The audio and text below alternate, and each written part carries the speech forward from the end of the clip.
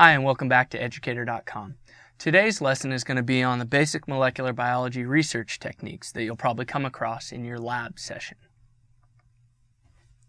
So as an overview, we first have to talk about gel electrophoresis because that's often going to be used in many different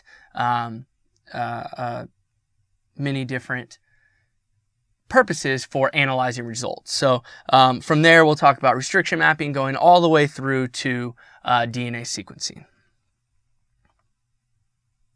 Now, gel electrophoresis is a technique that is used to separate charged molecules based only on their size. And it does this by using an electrical field that gets pulsed through a gel that's been submerged in a buffer solution. Now, nucleic acids are an easy one because they're uniformly charged, okay? So you have a constant charge to mass ratio, so the DNA will go from the positive pole down to the negative pole, right? Because from the negative pole down to the positive pole because DNA is negatively charged. But if we want to do gel electrophoresis on, let's say, proteins which have a heterogeneous charge, you would have to coat them in what we do coat them in is a negatively charged dye so that they continue based solely on size. Okay, so the gel matrix allows for separation on size due to the pore size of the matrix, and we have two main gels that we would run. We either have a polyacrylamide matrix, and that has a greater resolution than the other one, which is called agarose. Now, polyacrylamide can get you down to the single base pair resolution. So you can tell the difference between a 25 base pair DNA and a 26 base pair DNA.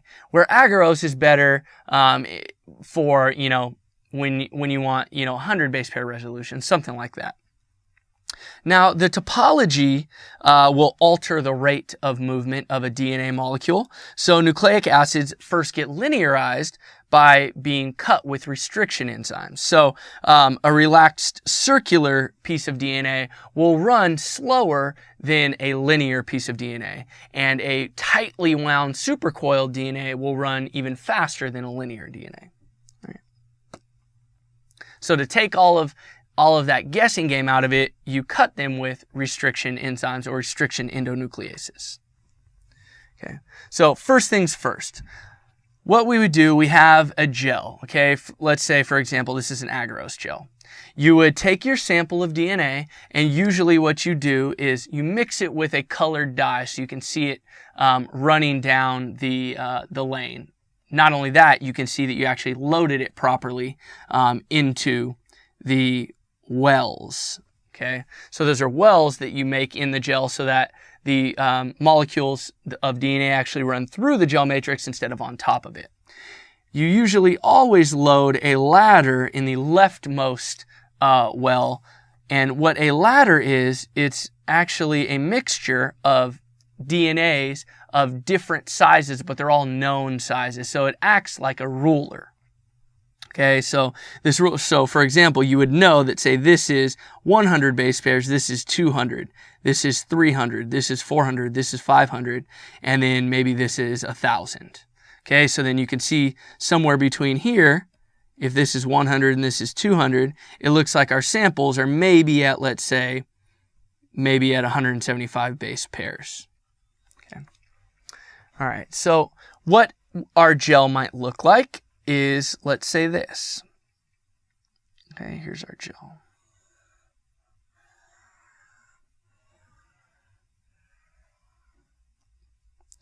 Okay. Well, 1, 2, 3, 4, 5. Well, 1. All right, it's going to have our ladder.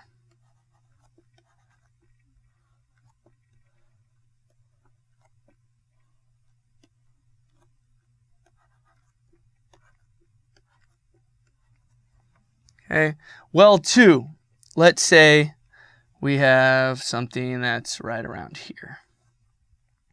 Well, 3, and then maybe we even have something like this. Okay, well, 3, we have something right here. Well, 4, we have something here, maybe something here, maybe something here. So, first of all, what this is right here, we call this a smear. And a smear usually consists of many different molecules, okay, with differing sizes, or many different molecules of differing superhelical nature. Okay, so to understand that, let's talk about this. So if this would be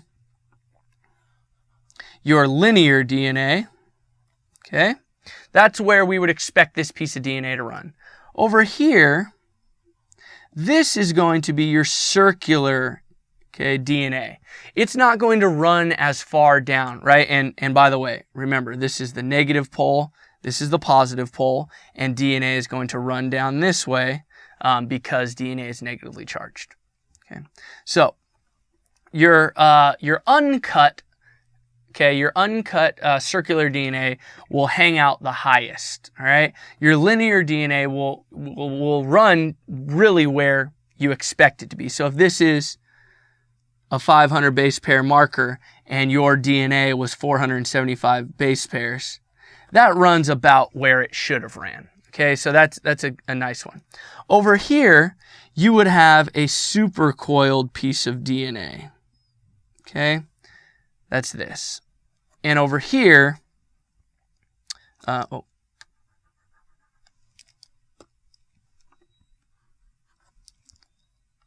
over here, this is an even more supercoiled DNA. Okay, the more supercoiled you are, the further you run down the gel, the faster you run.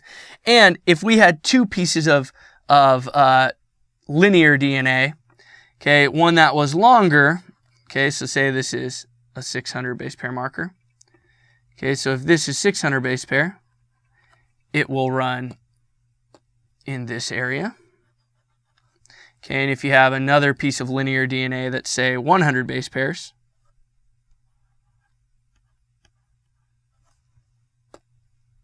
okay, it will run in that area. Okay, so linear basically runs at a good approximation based on the ladder, whereas anything with topology, so a relaxed circle or supercoiled circular DNA won't run at the proper rate. Okay, so the smear can be made up of many different versions of superhelical DNA, or it could be, if you had improper restriction cutting, you can have many different linear fragments, okay, in the same range. So, onto those restriction endonucleases. These are our proteins, they're enzymes, produced by bacteria, and they're used to protect against foreign DNA. So they recognize DNA that's trying to invade, so such as maybe our bacteriophage lambda DNA. So the restriction endonucleases will recognize that this is a foreign piece of DNA, and it'll try to just chop it up so that it can throw it away and can't be infected by it. Okay? These endonucleases are sequence-specific DNA binding proteins. They bind DNA as dimers, and they recognize palindromic DNA sequences. So 2 half sites, meaning it reads one way, the exact same as it reads backwards. Okay, and these will cleave DNA symmetrically on both strands of the DNA. And it can cleave either in a blunt fashion or giving sticky ends, and I'll show you what that means on the next slide. So, the blunt or overhanging sticky ends. So, if, for example, we were to cleave right here. Okay, there's a cleavage right there. That would be blunt because we have a GAA, CTT, that's cut, and then we have a TTC, AAG. Okay, that's blunt. Or if it cuts as we see right here, we will have overhanging ends or sticky ends. So it cuts at G, we separate. Okay, this is a C, T, T, A, A. And this right here is an A, T, T, C. Okay, so this is the sticky ends. We have an overhang, right? Both right here and right here. Okay, so we have complementary base pairing by the sticky ends. So these will want to come back together eventually and ligate because look, there's complementarity between the two strands. So this is an important aspect of restriction enzymes that we have been able to utilize for biotechnology, and I'll tell you about that in just a couple slides. Now, the length of the recognition sequence will determine the approximate cleavage frequency, meaning right here, this is EcoR1 restriction enzyme. It recognizes a 6 base pair sequence. So if we have another enzyme that say recognizes a 4 base pair sequence, the probability is that it will cut more frequently throughout the genome because it's only looking for every 4 sequence instead of every 6. So basically, if you want to cut up a genome very frequently, you use a restriction enzyme that has maybe only 4 bases recognition sequence. If you want to cut it up less frequently, you would use maybe a 6 base pair recognition sequence, such as for the EcoR1. All right, so another technique that we're going to see a lot in molecular biology is called cloning. And what cloning is we're using what's called a plasmid vector. And this is a piece of DNA that contains a replication origin as well as usually an antibiotic resistance marker, and then your piece of DNA after it's all said and done. So we have this replication origin. The reason we need that is because every time, once we put this into an E. coli or any bacteria, every time the E. coli replicates, the plasmid vector will replicate. Okay? And then we have a selection marker, usually as an antibiotic resistance. So we have a DNA fragment that we want to look at. We don't know maybe what the sequence is. We cut it with a restriction enzyme. Okay? We also cut the vector with the exact same restriction enzyme so they have complementary sticky ends. Okay? We then mix those together, use DNA ligase to ligate them together, and then we transform them into bacteria, meaning we put that vector into a bacterium, and then we allow that bacteria to grow, okay, so that we make more and more copies of the vector, and then we plate them on a media that has whatever antibiotic. Okay, so if we have an antibiotic resistance for ampicillin, then we plate them on ampicillin plates. Therefore, only the bacteria that receive the vector will be able to grow on that ampicillin plate. So anywhere where that colony is, you can know for sure that it picked up a vector. So how does this work? Let's write this out. So we have our vector. Okay, it has antibiotic resistance. It has antibiotic resistance marker right here. It also has an origin of replication. Okay, this is our vector. Okay, we are going to cut this with an endonuclease, a restriction enzyme. Okay, so what that's going to give us is this, right? We still have our, let's say it's ampicillin resistance, and this gives us some sticky ends. Okay, so this now has sticky ends or overhanging ends due to the cut with the specific endonuclease that we used. Now we're going to take our DNA insert, our DNA of interest, and maybe we don't even know what this sequence is. Okay, we are also going to cut it. Okay, we're going to cut this with the exact same endonuclease that we cut our vector with. So that DNA is going to have sticky ends. Okay, maybe it has overhangs on both sides right there, right? So we have sticky ends. right? Now, what we can do is we can add these together in solution with DNA ligase.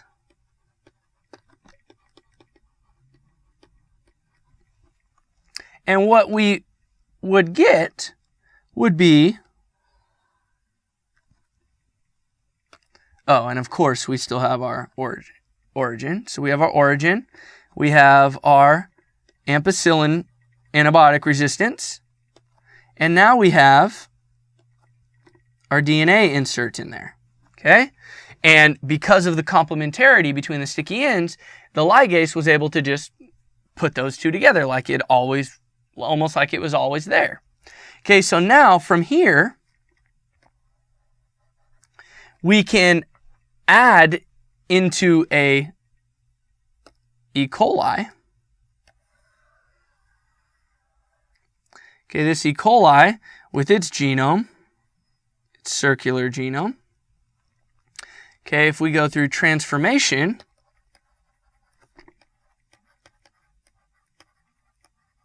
and usually this is done by just heat shocking the bacterium at about 37 degrees Celsius. And what that does is it opens up pores in the bacterial cell wall, which allows the plasmid, right, our plasmid vector, to come in. And now what we have in size relation, it's much smaller than the bacterial genome. So we have here the plasmid coming in. Right, still has its insert, has its origin, it has its antibiotic resistance, and then we allow the E. coli to recover, so all of the holes in the membrane, okay, come back up. This is E. coli. From there, we can grow this up in solution, okay, so that every time it replicates, about every 30 minutes, it'll not only replicate the DNA genome, but it'll also replicate the plasmid. So we grow that up over and over and over. Okay, and we can do that in a test tube. From there, we can plate it on our antibiotic resistant plates.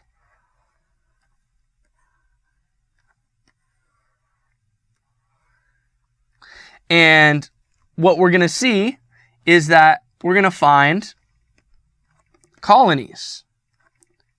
Each one of these colonies was made from an individual bacteria. And each one of these colonies on an ampicillin plate, with these being ampicillin resistant, each one of these that grow on there had to have had this vector with the ampicillin resistance. So you can then pick these up from there, grow up a bunch of them.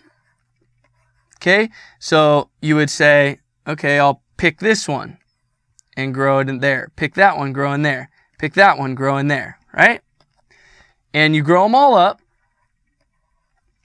You can purify the plasmid out, and then you can do either do a PCR, okay, which we'll talk about later, or you can do DNA sequencing, which we'll also talk about later, to confirm that not only did this colony have a vector, but it had the vector that actually had the insert in it. Now that's a big difference.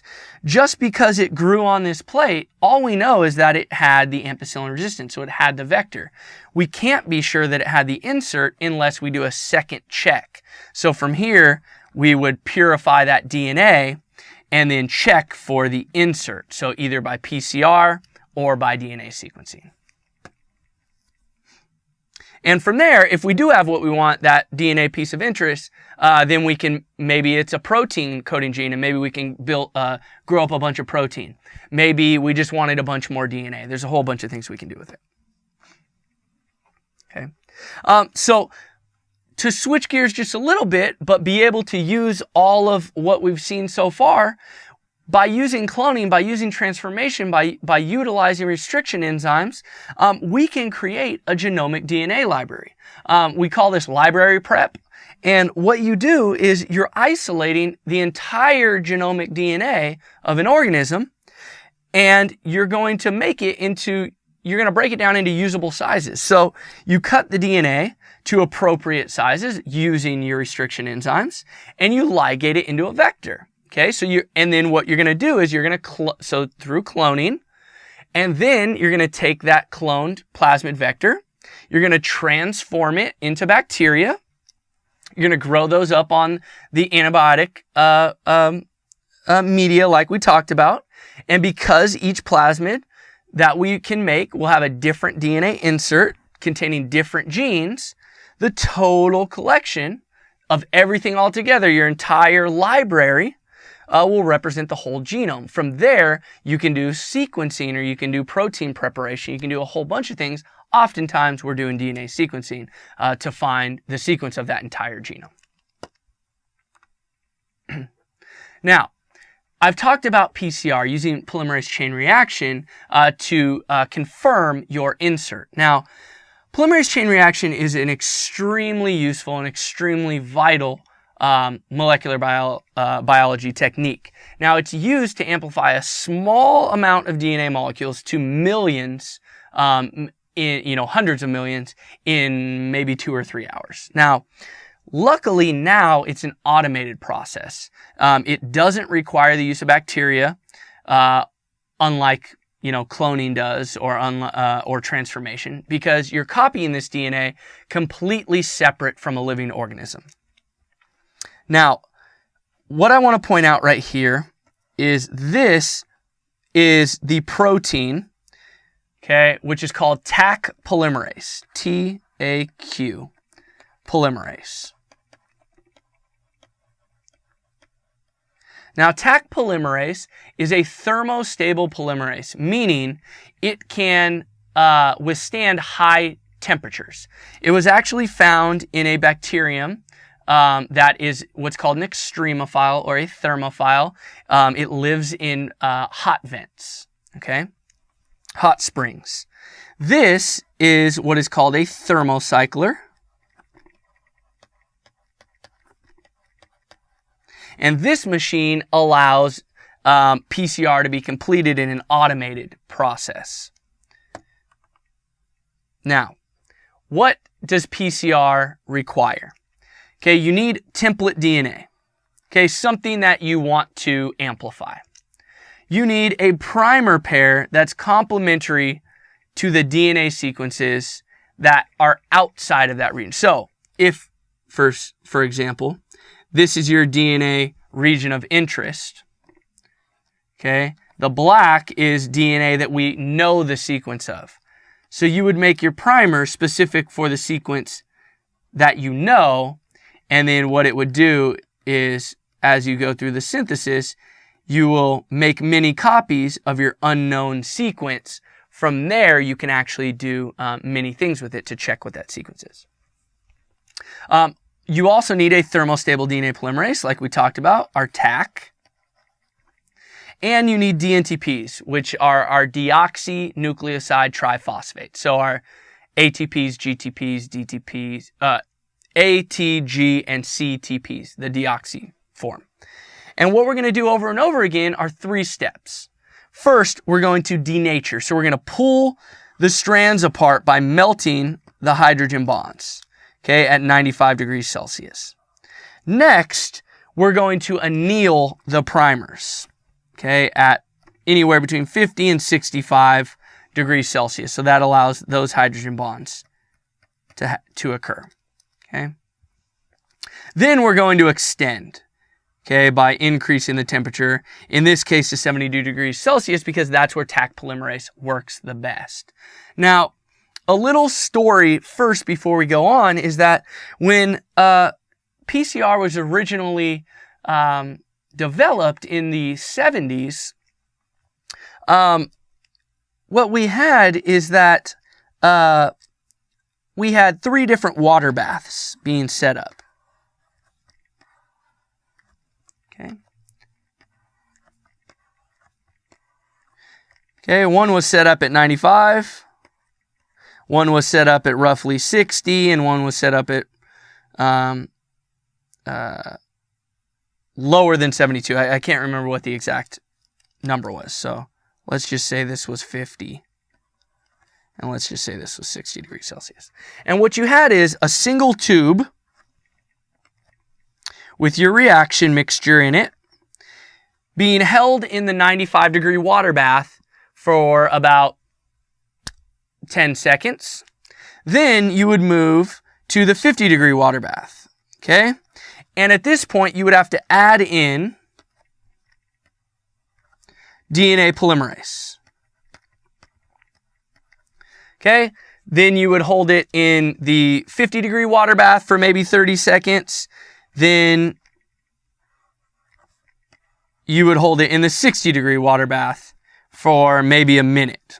Okay, then you would repeat, that would be one cycle. Then you go to the 95-degree. Okay, put it in there for 10 seconds or so. But at the 95 degrees, you would kill the DNA polymerase because it wasn't heat stable. So every time after the 95 degree, you'd have to add in DNA polymerase. Every time. Okay, so that's why you had to do it by hand. Well, the discovery of the thermostable DNA polymerase, Taq polymerase, allowed you to not have to add in polymerase every single time you went through the denaturing step.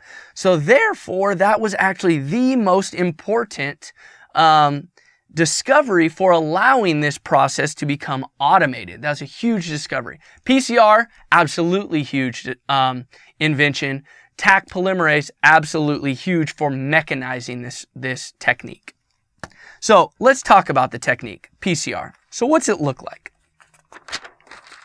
So first of all, let's go with our DNA sequence. Okay, so here's our DNA sequence, and this is our sequence of interest, let's say. Okay, and obviously this is hydrogen bonded at this point. Okay, so what we're going to do, we're going to put it 95 degrees Celsius to denature. Okay, now what is that going to give us? That's going to give us completely separate strands. Okay, once again, this is our region of interest. Okay, now, next thing we're going to do is we're going to put it from anywhere from 50 to 60 degrees Celsius, and this is for annealing of the primers. And these are primers that are going to be specific to just outside our region of interest because maybe we don't know what that region of interest is at this point. So,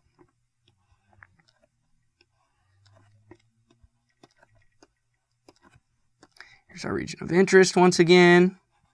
Okay, so I will write my primers in different colors. Okay, let's say this one.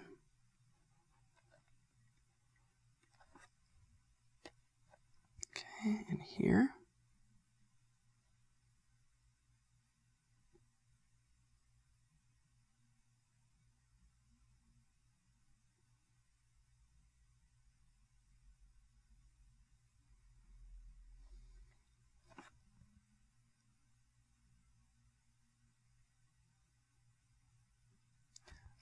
Sorry. 3', 5'. Let's label our primes just so we know what we're doing. Okay, good. So now we are going to.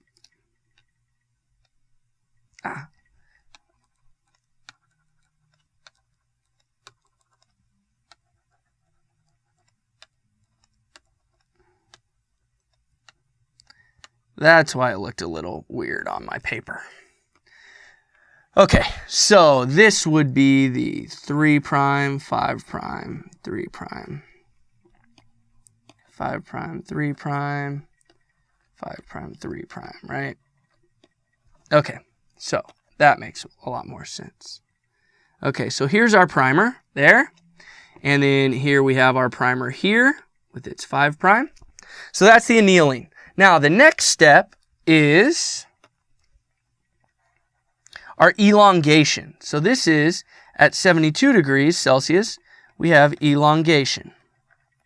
And that is when we have Taq polymerase coming in and lengthening, synthesizing DNA. So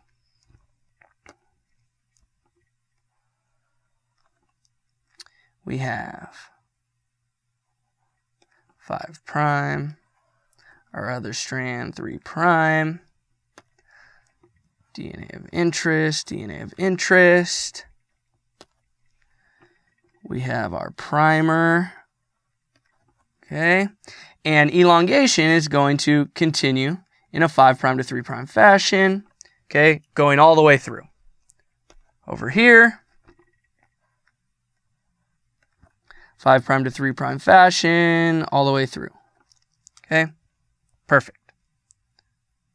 Now, if we go to the next step, okay, we're going to go denature again.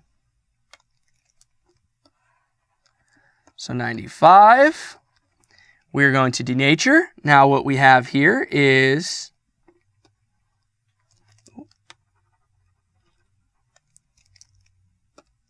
five prime. Okay, this is our original one, right?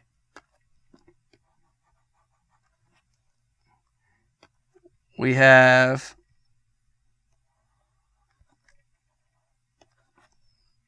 this, which has the sequence of interest.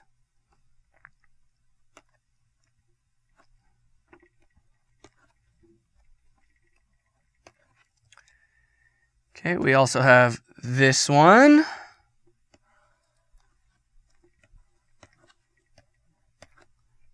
The sequence of interest. And then we have this one. Right? With the sequence of interest. Okay, and now what you would do again is you would go through annealing of the primers all over again, and what you end up getting is you would now make, okay, you'd anneal primer, let's say, here again, right? And go, oh, that should be purple. Okay, and go that way during elongation. Okay, you would anneal a primer here, going that way during elongation. You would, sorry, that would actually be this.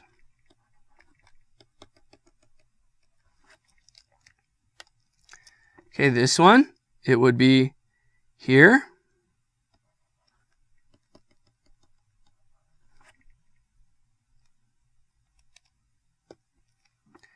Okay, here. Going through elongation and then denature again, right? So you denature, anneal, extend, denature, anneal, extend, all over and over and over again. And what you end up having is after your third round,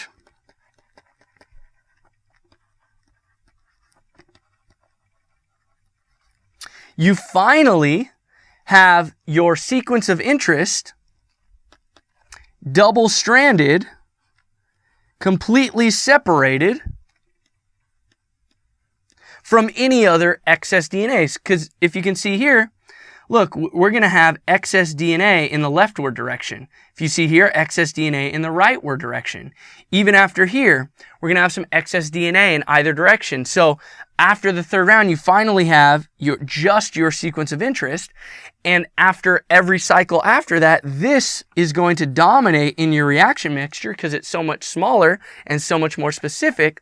And it will just replicate over and over and over again. And you'll get millions and millions and millions of copies of this, in which case you can isolate that and utilize it for whatever your next part of your experiment is for. Okay, whether it be DNA sequencing, whether it be inserting this as your insert into a plasmid vector for cloning. Okay, so many different things. So what can you do with PCR? As I said, you can do cloning. You can catch criminals, right? You can do the DNA test, to see if somebody murdered somebody, or like Maury Povich, right? You can see somebody who's paternity test, who's the father. You can do genome sequencing with PCR. You can do mutagenesis. You can make things for future experiments, like making probes. You can even do gene expression profiling when you talk about doing PCR and amplifying regions that were originally from mRNA. So there's many things that you can do with PCR. So let's move on to a different technique, which is called the Southern blot. And this was actually made by, this was actually invented by a man, Dr. Southern, and that's why it's named Southern blot. And it's a technique used for detection of DNA, so a specific DNA sequence. And what happens here is that you use restriction endonucleases, right? So what we talked about before. They cut high molecular weight DNA into smaller pieces so they're more easily manageable. Those DNA fragments are separated using our agarose gel electrophoresis. And then they get denatured, making sure that they're single-stranded. The DNA gets transferred from a gel to a nitrocellulose membrane. The reason they do this is because agarose gel, it has the consistency of like Jell-O. And so it doesn't have a long, let's say, shelf life, or maybe you can break it. So once you can put it on a nitrocellulose membrane, it is much easier for longevity purposes. Okay. Now, once you have you basically make a complete stamp. Whatever was on the gel, you transfer that into a nitrocellulose membrane by using a charge in a buffer. Okay, electrical current through a buffer. And then on the membrane, you can treat it with a radioactive DNA probe that's complementary for your DNA sequence of interest. Okay, and then the probe will only show up where your sequence of interest shows up, and you can detect that via X-ray film. Okay, another type of blot is a Western blot, and this is a technique that detects proteins of interest.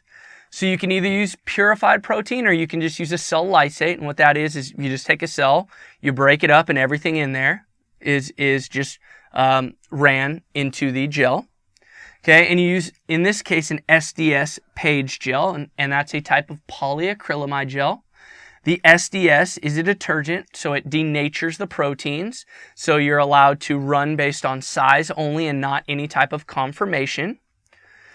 The proteins get transferred from the gel to a nitrocellulose membrane, same reasoning. Okay, it's more easily transferable, and longevity. The membrane gets incubated with a milk blocking solution because there are holes in the membrane. Okay, there are pores. And you don't want antibodies, which we're going to add later, to be stuck into the pores and cause non-specific binding. So you coat it with milk proteins. Then you add primary antibody. Now, this is an antibody that's specific for your protein only.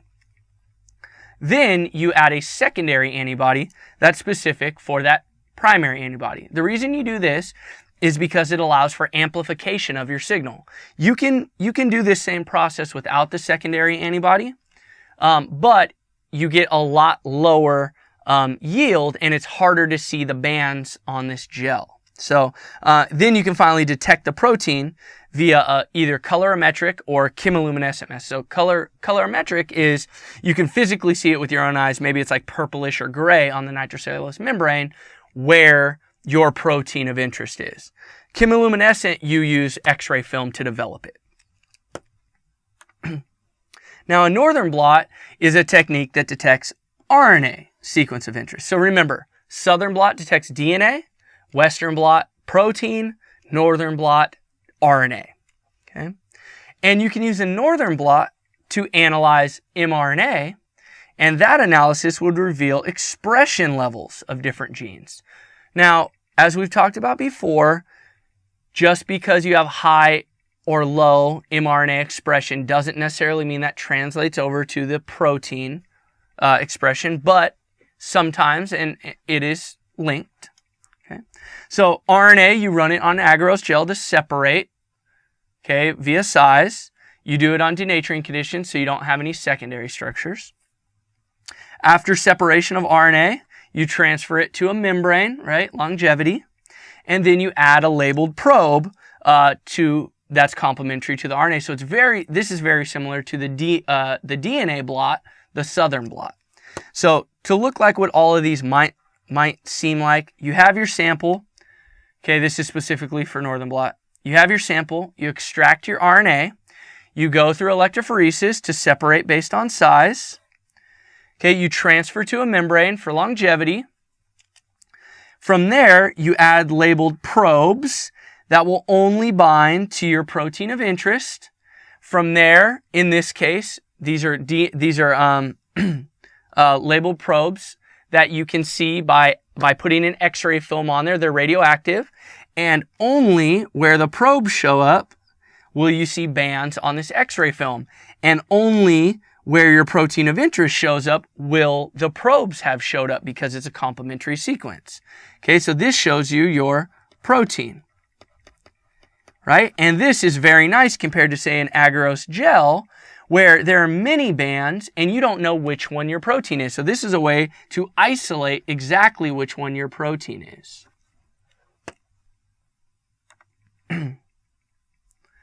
Now, moving on to another technique, we can make DNA from RNA. And so this is what we called cDNA synthesis, or complementary DNA synthesis. And we can convert an mRNA into DNA. And this is very important because this allows us to look at our gene expression, right? These are usually our protein coding genes, the mRNAs. And so this, even though mRNA is less than 5% of our total RNA, it's the only one that gets put into protein. So this is what we think is very interesting.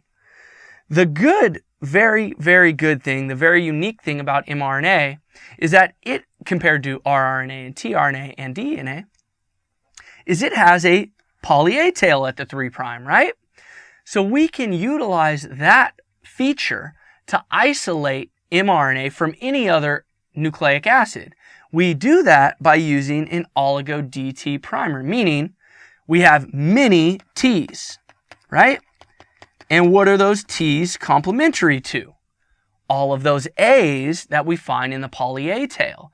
So we can use that to bind to our poly-A tail, and we can pull that out of solution, and all the rest of the RNAs that don't have this poly-A tail will be washed away.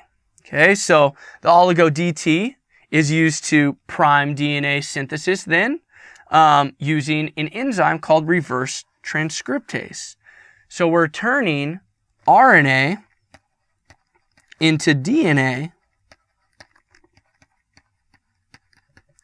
right? The central dogma goes down, but reverse transcriptase enzyme violates that and turns RNA into DNA. Okay? So mRNA is used as a template to make a complementary DNA strand. So now we have our mRNA. Okay, in blue we have our complementary DNA in red. Then we can degrade our mRNA and then synthesize a new piece of DNA complementary to that cDNA, and now we have a full double-stranded piece of DNA, in which case we can make many, many copies of utilizing PCR.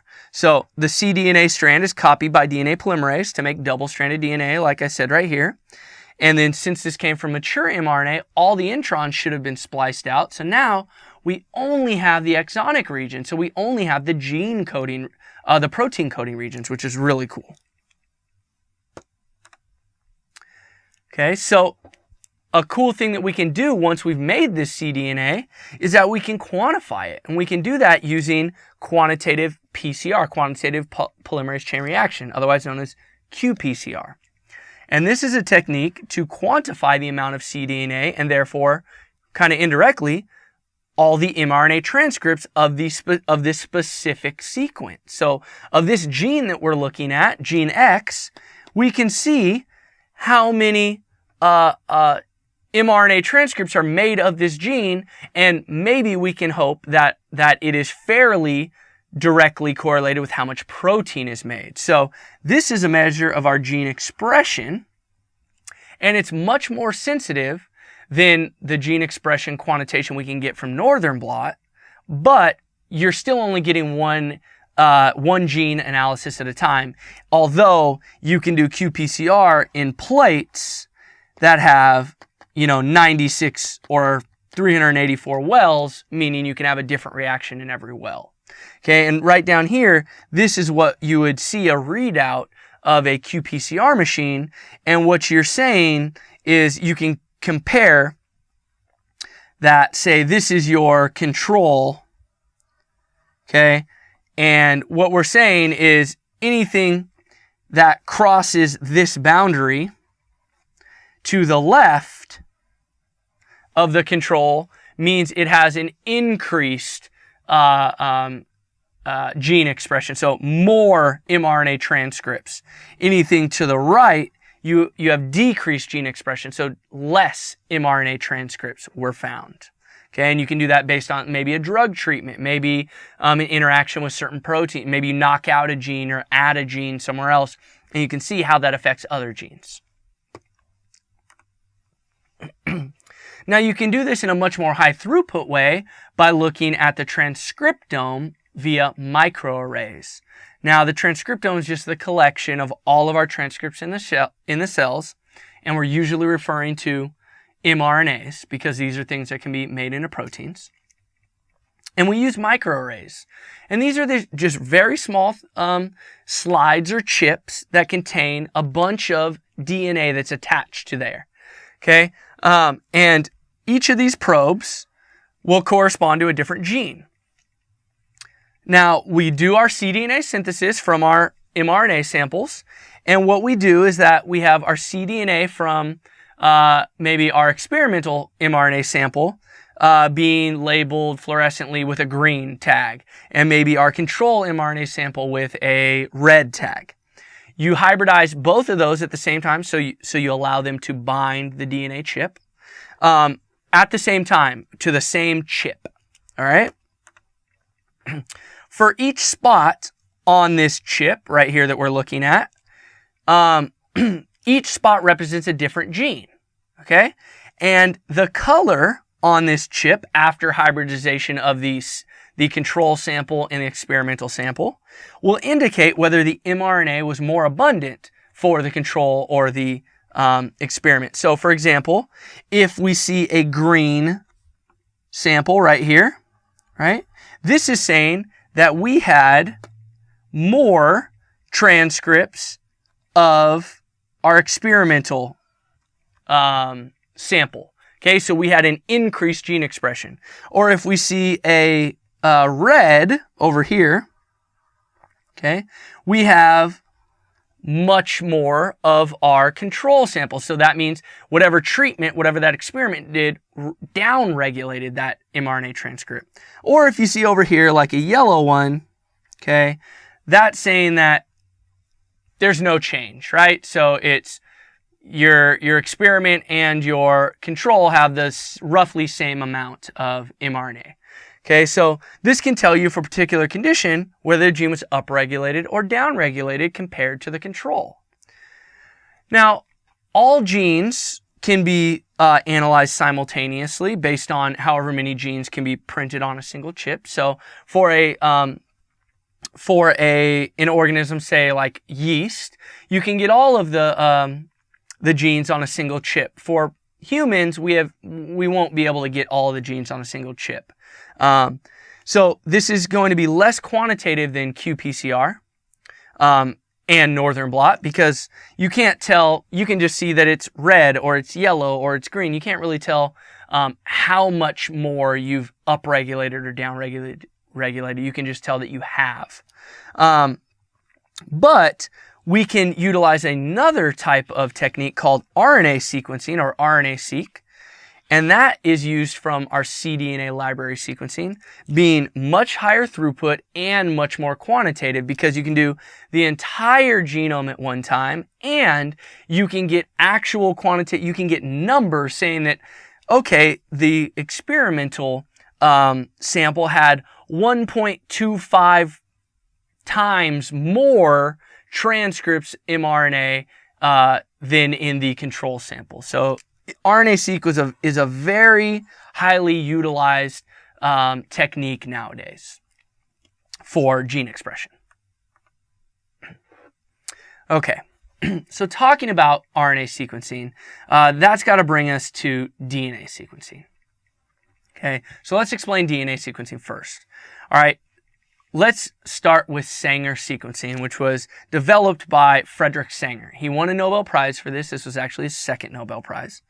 And what he utilized was a tool of dideoxynucleotides. Now, dideoxynucleotides lack both a 2' hydroxyl and a 3' hydroxyl. So the 2' hydroxyl lacking means that this is a deoxyribose. So this is a DNA base, right?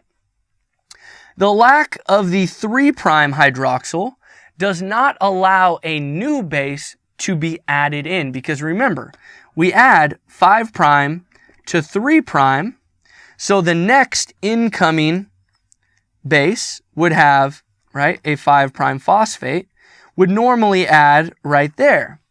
Okay, well, that 5' phosphate, if we wanted to add, it cannot make that phosphodiester bond because there is no alcohol group for that ester bond to be made.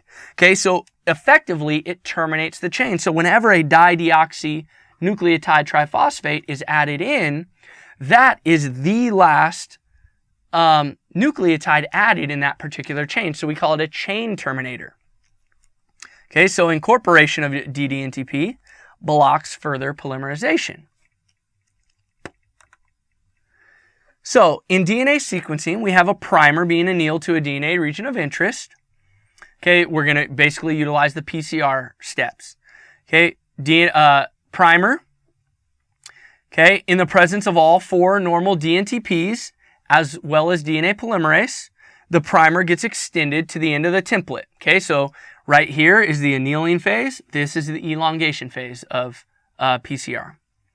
In the additional presence of a small proportion of our ddNTPs, usually about maybe 10 to 1 normal, so dNTP versus ddNTPs.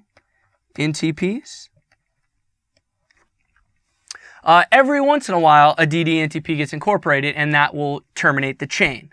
So the position of that ddNTP will indicate the position of its complementary base on the template DNA. So if, let's say, a ddGTP was incorporated into this growing chain, that would show that on the template DNA, that was actually a dCTP, right? Because we know that G's and C's make a complementary bond. So originally how you could analyze this was by running a polyacrylamide gel. Okay, so polyacrylamide gel electrophoresis. So a sequencing gel was run where you had 4 different reactions being performed, each with a different ddNTP. Each reaction was run in a lane on a denaturing polyacrylamide gel, which allowed the analysis of the single synthesized strand with single base pair resolution. That's why they're using polyacrylamide instead of agarose. Okay? The position of the band in the lane indicated where each base was incorporated. Okay, so that makes sense. So how would we read one of these? So let's draw this out.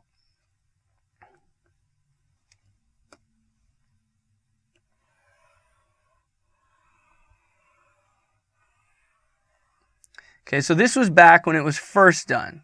We don't use sequencing gels as much anymore. We would normally just use a automated sequencer. Okay, so we'll do our wells.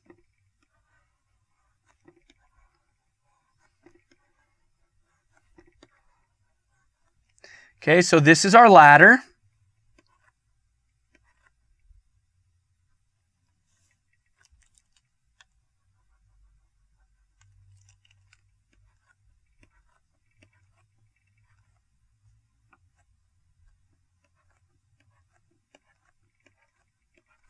Okay, we'll say that's 1, and this is 10.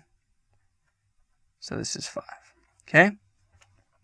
In this, we will say that we added our normal DNTPs as well as this is DDATP. This one was DDGTP.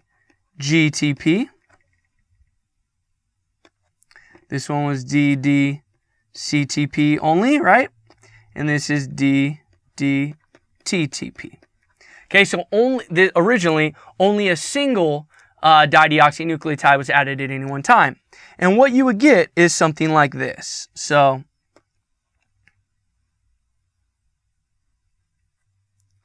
let's say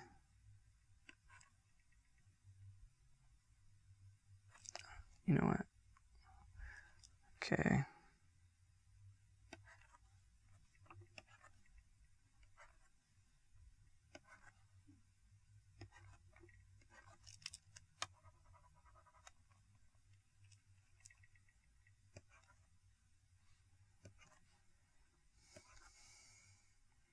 Okay, so this is what would be a readout, and this is what it would look like. So, how you would read this is as such. So, you come down here, obviously the ones that are the smallest run the furthest. So, you look down here and you look at the first nucleotide, and you find that that was found in the DDATP.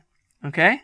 So, the DDATP is saying that this was found at the first nucleotide, meaning that it's complementary to a T in the sequence. So, if we write this out from 5' to 3', what our sequence is, we're going to start with here, we found a DDATP, so that's going to be a T.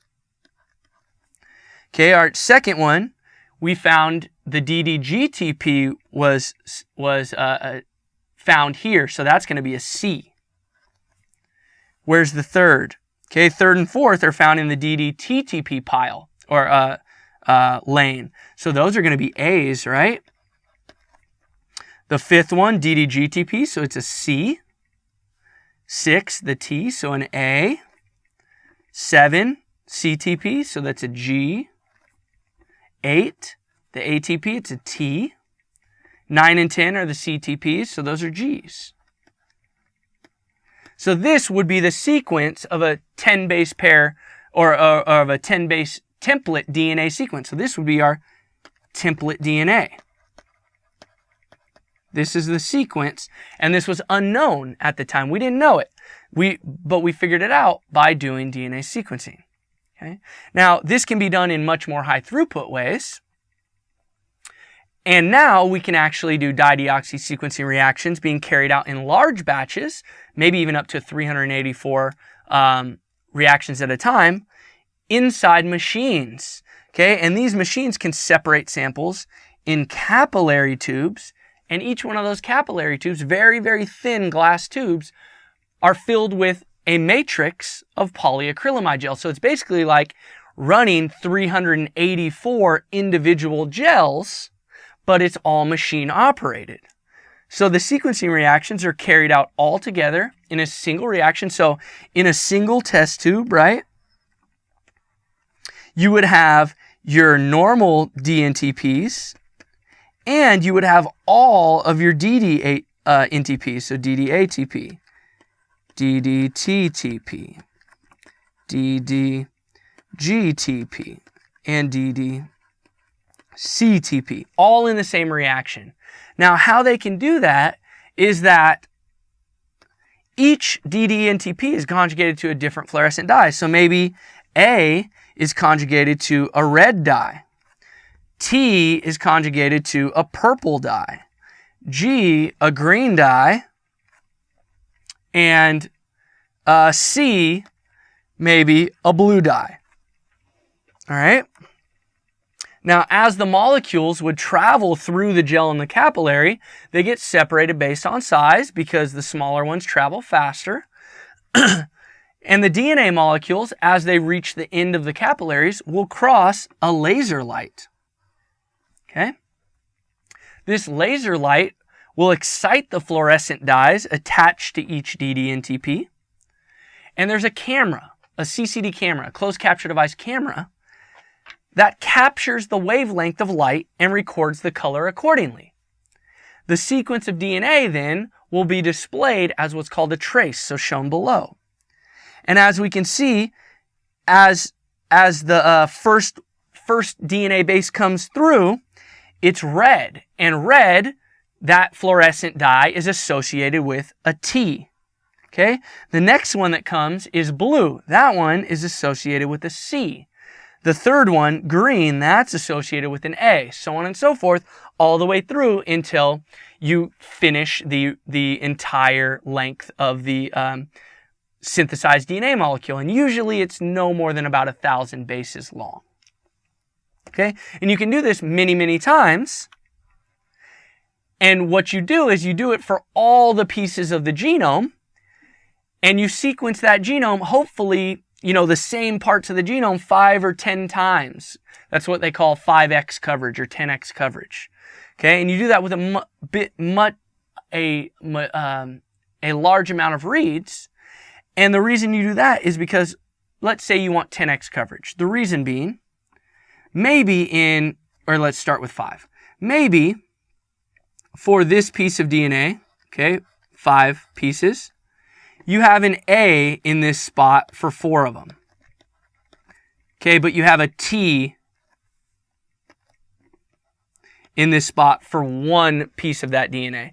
You're going to go majority rules, okay, and you're going to call this an A. Okay, every once in a while there are single nucleotide polymorphisms between DNA and species, and for making a reference genome, you take just the majority rules type of approach. Now, once you make a reference genome, then you can compare individual genomes and look for these specific differences. Okay, but when you're at the first part making the reference genome, majority rules. Okay, so once you get all these sequences, they get entered into the database, and now the rest of this stuff is computational. Okay, so you search for overlapping sequences. So you're looking at tiling arrays. It's really just a big game of puzzle making. Okay, and what you get is you order overlapping sequences into what are called contiguous sequences, or contigs. Okay, and then this just gets repeated over and over and over again. As you can see here, we know this sequence, and we just make overlapping reads until we can fill out the entire sequence, okay, of the genome. And once you get that first genome made, which is called the reference genome, it makes it much easier because you can have missing pieces, or you can have pieces that you don't quite know where they map to. Okay, so this one, you may not know where it goes, but when you have the reference genome sequence, you can say, okay, it doesn't go over here, it goes right here, right? It's kind of like making a puzzle without the picture on the box. That's when you're making the first genome, the first reference genome sequence. When you do have the picture on the box, so you know what the puzzle is supposed to look like, that's when you have a reference genome. Okay. So this is what, from start to finish, the genome sequencing might look like. So you make your reaction mixture, your PCR mixture with your ddNTPs. You go through the Sanger sequencing synthesis process, okay, making your DNA sequences of many different lengths, right? Because at any random time, you are likely to get a chain terminator to stop in there. So you stop at 1 base pair, at 2 base pair, at 3, at 4, at 5, all the way through. Okay. From there, you load it into a DNA sequencer that will run through a capillary. As you run toward the end of the capillary, you pass through a laser. That laser excites the dye on the dideoxynucleotide. That excitation wavelength is captured by a CCD detector. And from there, you can do the laser detection and sequence analysis. You get a chromatogram, and you can say that, okay, this was an A, that was a T, that was a T, that was an A, this was a C, that was a G, so on and so forth. Okay, so this is really important, and this has allowed the human genome sequence to be completed, as well as all of the genome sequencing since. Okay, we now can do next generation sequencing, which doesn't use capillary sequencing. We can get many, many more reads, so much more sequence instead of maybe, 300 million bases at a time. Maybe we can get 3 billion bases at a time. So in theory, we could sequence an entire human genome in one run on next generation sequencing instead of several runs on the old capillary gel sequencing. Now, my last slide I want to leave you with is just an example, just talking about the Human Genome Project. It was a huge effort started by the government to sequence the human genome. Okay, and it was started in 1990 and fully completed in 2003. The first human genome sequence was published in February of 2001, and it started as a government funded and government ran sequencing project. But this man right here, his name is J. Craig Venter. Without this man and Celera Genomics at the time, we might still be waiting for the human genome to be completed. Under his guidance, he pushed for shotgun sequencing. Now, shotgun sequencing is a way that it was used, was not used, by the government at the time, and their sequencing methods were extremely slow. Shotgun sequencing is a technique to basically extract your DNA, shotgun it, basically blow it up into a bunch of different sequences, clone those all into vectors, grow them up in plasmids, and then sequence the DNA library. From there, you take all your different sequences, you tile them together, and get your full genome sequencing. J. Craig Venter really pushed shotgun sequencing. This was a technique that wasn't looked highly upon by many scientists at the time.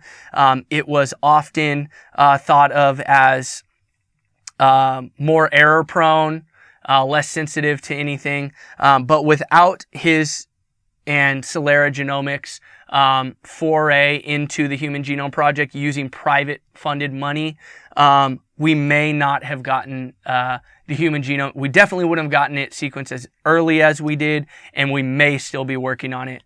And just getting the Human Genome Project finished, we've been able to have many, many, many new novel discoveries based upon different genomes being compared to the reference genomes used in the Human Genome Project. So we can look at genetic defects. We can look at cancer genes. We can look at DNA mutations affecting maybe DNA repair or development. The Human Genome Project was a huge effort, and is one of the, in my opinion, one of the biggest successes in biotechnology of our generation. So I hope you enjoyed this lecture. This is the end of it so far. I will see you next week, hopefully. Thank you so much for joining us at educator.com, and I hope to see you again.